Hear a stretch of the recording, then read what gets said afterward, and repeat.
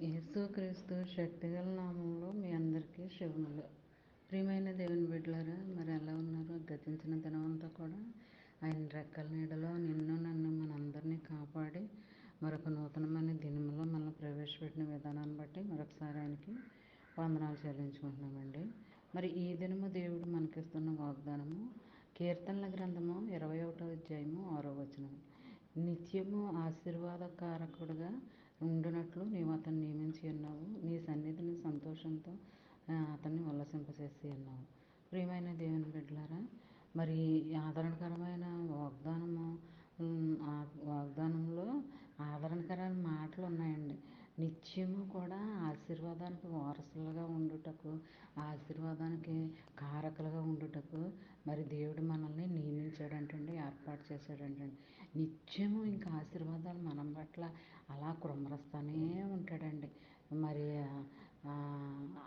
ఆ తర్వాత మనము ఆయన సన్నిధికి వెళ్ళి కృతజ్ఞత కలిగి ఉండాలండి. మరి ఆయన సన్నిధిలో సంతోషం ఉంటుందంటండి, ఆనందంగా ఉంటుందంటండి. మరి బాధలో బలహీనతలో అవేమీ కూడా మన దగ్గరికి రానివ్వకుండా ఆయన చేస్తాడనమాట.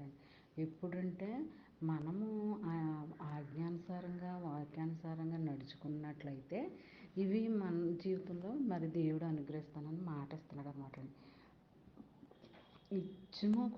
నిత్యము అంటే ఇంక మనం బ్రతికినంతకాలము మన బ్రతుకు దినాలన్నిట కూడా మరి ఆశీర్వాదాలకు వారసులుగానే మనల్ని ఉంచుతానని మాటిస్తున్నాడు అనమాట.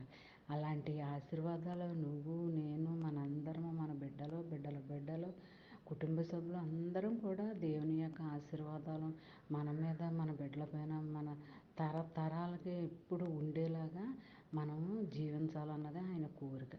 మరి అలా ఉండాలి అని అంటే ఆయన పట్ల మనము వాక్యానుసారంగా నడుచుకోవాలి, ఆజ్ఞానుసారంగా నడుచుకోవాలి.